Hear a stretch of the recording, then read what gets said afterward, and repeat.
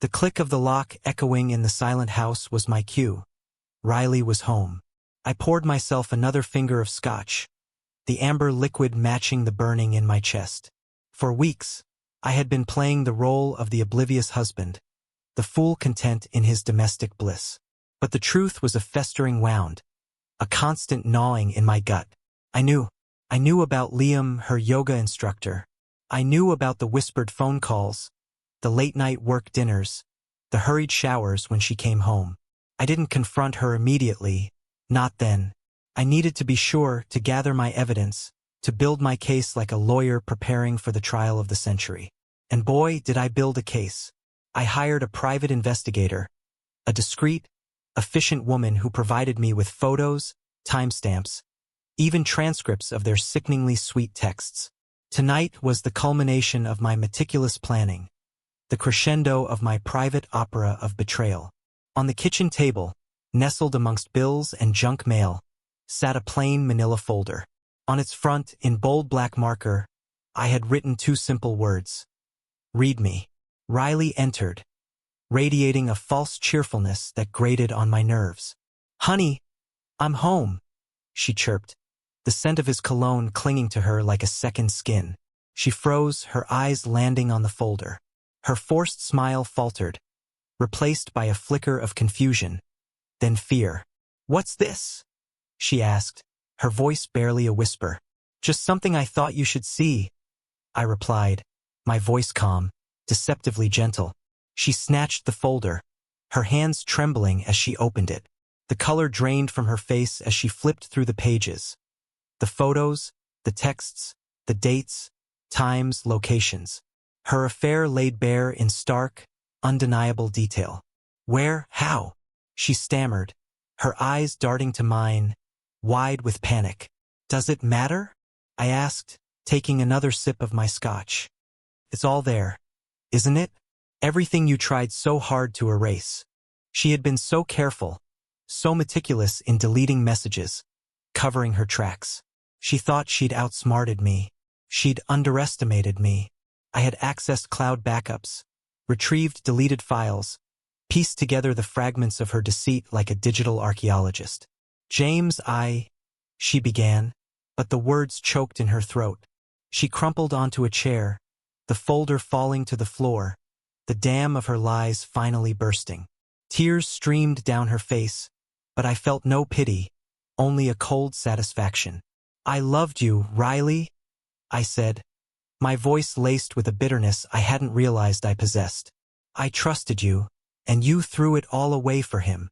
She sobbed, a pathetic, broken sound. She tried to explain, to justify, to beg for forgiveness, but her words were hollow, meaningless. The damage was done.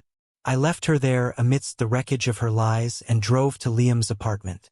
It was a trendy loft in the city, the kind of place a yoga instructor who also happened to be the trust fund baby of a prominent local businessman could afford.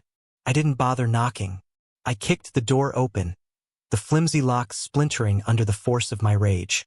Liam was there, shirtless, looking startled, a half-empty bottle of wine on the coffee table. Who the hell? He started, but I cut him off. You know exactly who I am? I snarled, advancing on him, my fists clenched. I'm Riley's husband, the husband you've been screwing behind my back. He stumbled back, fear finally registering in his eyes. Look, man, I didn't know. Don't give me that crap, I roared, grabbing him by the collar and slamming him against the wall. You knew exactly what you were doing. You knew she was married. I let him go, disgusted. I didn't want to touch him, to be any closer to the man who had defiled my marriage, my life. It's over, I said, my voice low and menacing. She's done with you, and if I ever see you near her again, you'll regret it. I left him there, a trembling mess, the remnants of his smug confidence shattered.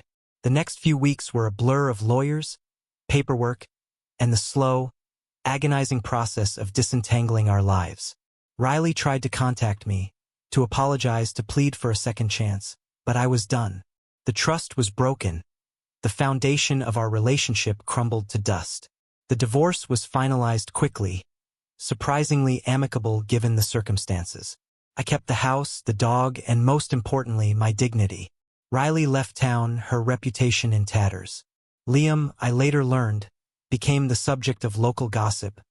His affair with a married woman a stain on his pristine image.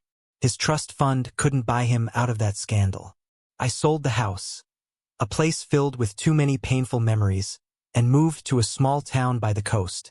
I started a new job, made new friends, and slowly, painstakingly, began to rebuild my life.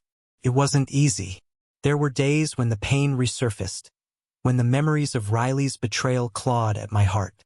But I learned to live with it, to accept the past and move forward. One evening, months after the dust had settled, I was sitting on my porch, watching the sunset paint the sky in hues of orange and purple, when I received a text message. It was from an unknown number. I lost everything, it read. My job, my friends, my family. You were right. He wasn't worth it. It was Riley. I didn't reply. I deleted the message and, with it, the last vestiges of my anger, my hurt, my lingering connection to her. I closed my eyes, breathed in the salty air, and finally, truly, let go.